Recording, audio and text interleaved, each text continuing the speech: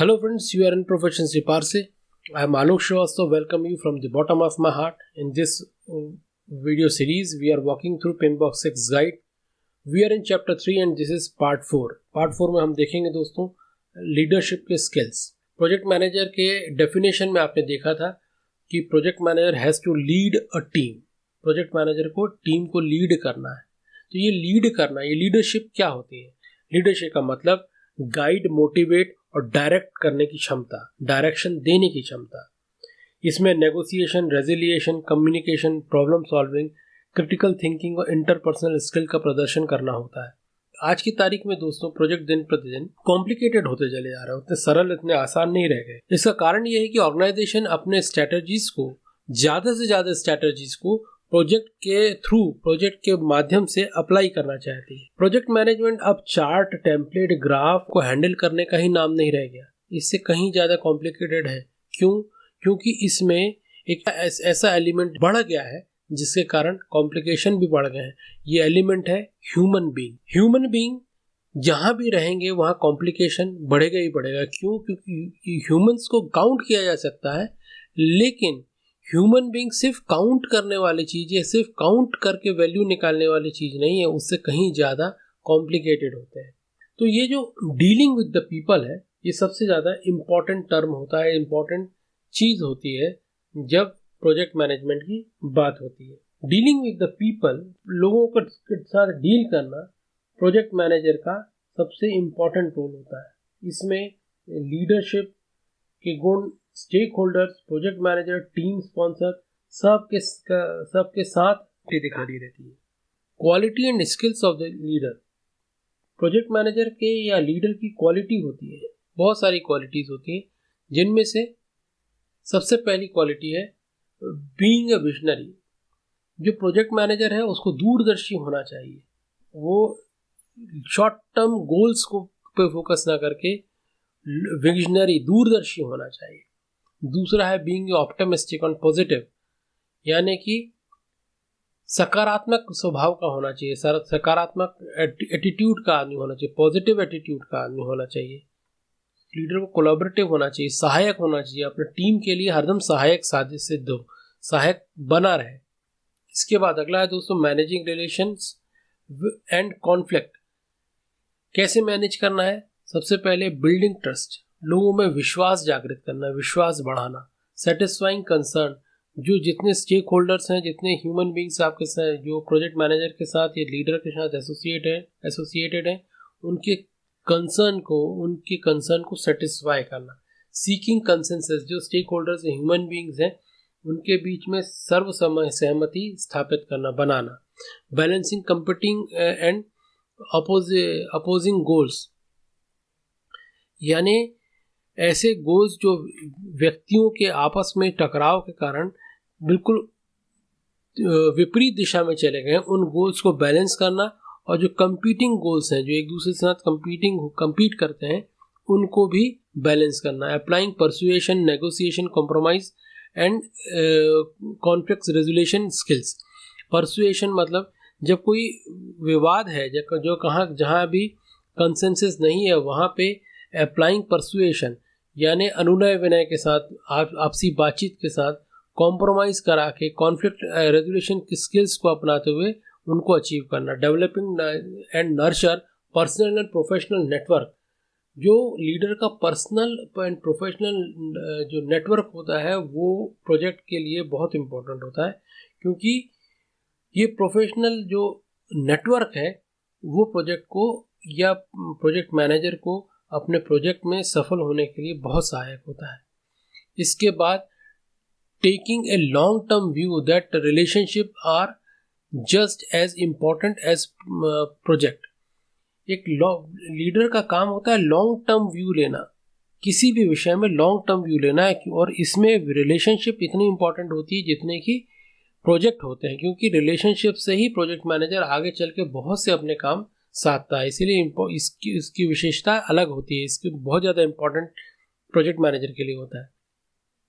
Continuously development applying political acumen. जहाँ power है, जहाँ संस्था है, जहाँ इंसान है, मानव है, ह्यूमन बीइंग है, वहाँ पे चौथी चीज़ होगी वो है पॉलिटिक्स. तो प्रोजेक्ट मैनेजर को बीइंग ए लीडर, उसको अपने अंदर पॉलिटिकल सूझबूझ भी डेवलप करना चाहिए और उसको अप्लाई भी करना चाहिए। इसके बाद है कम्युनिकेशन। जैसे आप जानते हैं जो प्रोजेक्ट मैनेजर जो होता है वो एक कम्युनिकेटर होता है, और प्रोजेक्ट मैनेजर जो 90% अपना समय जो है वो कम्युनिकेशन में बिताता है। तो spending sufficient time on communicating. दूसरा है मैनेजिंग एक्सपेक्टेशन।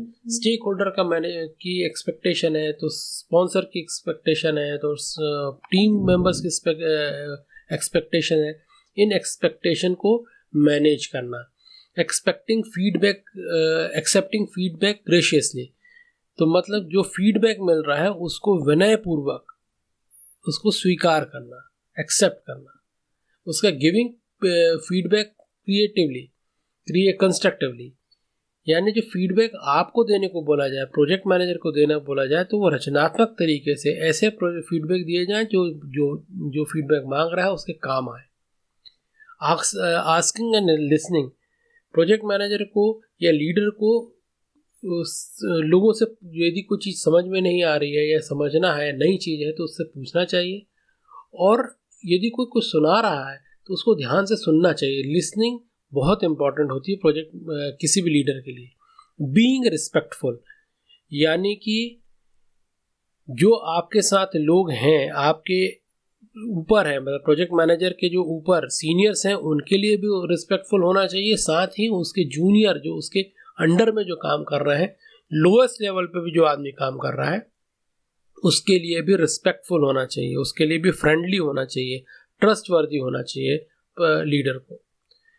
और इंटीग्रिटी का जो गुण है उसको भी प्रदर्शित करना चाहिए। Exhibiting integrity. इंटीग्रिटी मतलब जो नॉलेज है, जो भी सीनियर्स जो हैं वो प्रोजेक्ट मैनेजर को दे रहे हैं, उसका एकीकरण, उसका इंटीग्रेशन वो अपने पूरे प्रोजेक्ट में होना चाहिए। कल्चरली सेंसिटिव होना चाहिए, यानी जो दूसरे के जो सांस्कृतिक मूल्य हैं उनके प्रति सेंसिटिव होना चाहिए, उनके सम्मान करना चाहिए। करेजियस होना चाहिए। करेजियस मतलब हिम्मत दिखा के कोई काम करना चाहिए, डरे डरे या सहमे सहमे हुए काम नहीं करना चाहिए। प्रॉब्लम सॉल्वर होना चाहिए, ताकि ऐसा होना चाहिए जो प्रॉब्लम्स है तो उसको सॉल्व कर सके। और निर्णायक होना चाहिए, इनडिसाइसिव ना रहे, निर्णायक होना चाहिए। Giving credits to other where due. यदि किसी का कोई काम या किसी ने कोई काम किया है उसको क्रेडिट मिलना चाहिए, तो उसको वो ड्यू क्रेडिट उसको देना है, उस प्रोजेक्ट मैनेजर को वो देना चाहिए, उस लीडर को देना चाहिए। लीडर की बहुत अच्छे गुण होते हैं। Being a long life listener who is result oriented and action oriented.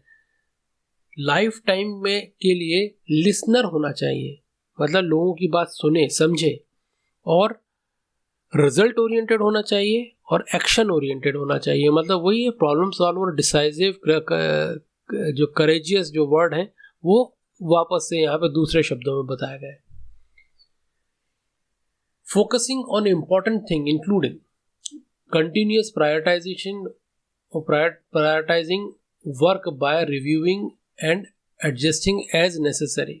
मतलब फोकस करना है, इंपॉर्टेंट चीज़ों पे फोकस करना है और उनको रीप्रायोरिटाइज करना है। जो आपने जो भी बनाया है, प्लान बनाया है, जो कुछ भी आपके हाथ में है, उनको रिविजिट करें और उनके प्रायोरिटी को सेट करें, फाइन ट्यून करें। और उसके लिए प्रायोरिटाइजेशन की मेथड यदि कोई आप निकाल सकते हैं तो साइंटिफिक मेथड भी निकालें, जिससे ये प्रायोरिटाइजेशन साइंटिफिक हो और आसान हो। Differentiating high level strategic priorities, especially those related to critical success factor for the project।